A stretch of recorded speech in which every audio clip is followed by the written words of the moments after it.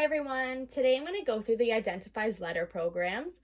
And with this program, the goal is when presented with a capital or lowercase letter and asked to identify or label it, the student will identify or label the letter within 3 seconds.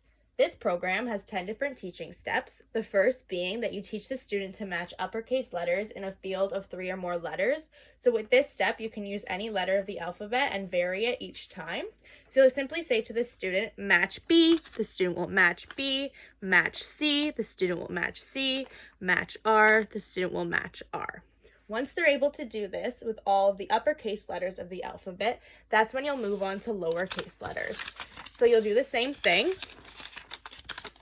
and you'll put out 3 lowercase letters on the table in front of your student, and you'll do the same thing and say, match J, the student will match J, match Q, the student will match Q, match R, the student will match R.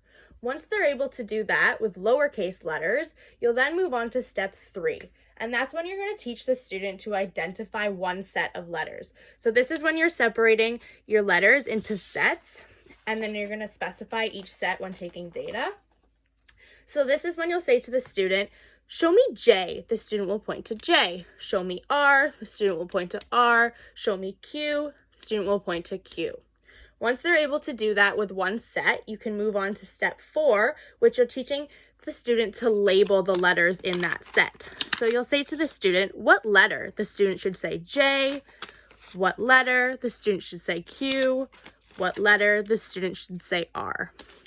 Once that's done, you can move on to step 5, where you're teaching a second set of letters, and you'll do the same thing. You'll put out an array of 3, and you'll say to the student, show me, and they'll point to the letter that you are asking for, and then you'll do the same and ask them with 1 on the table, what letter, and so on. Once they're able to do that with multiple sets, when you've mastered the whole alphabet, you can move on to teach the student to match upper and lowercase letters.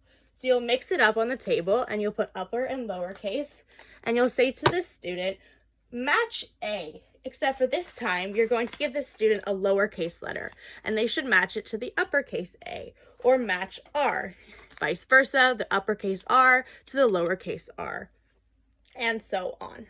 Once they're able to do that, you can teach the student to generalize to novel settings.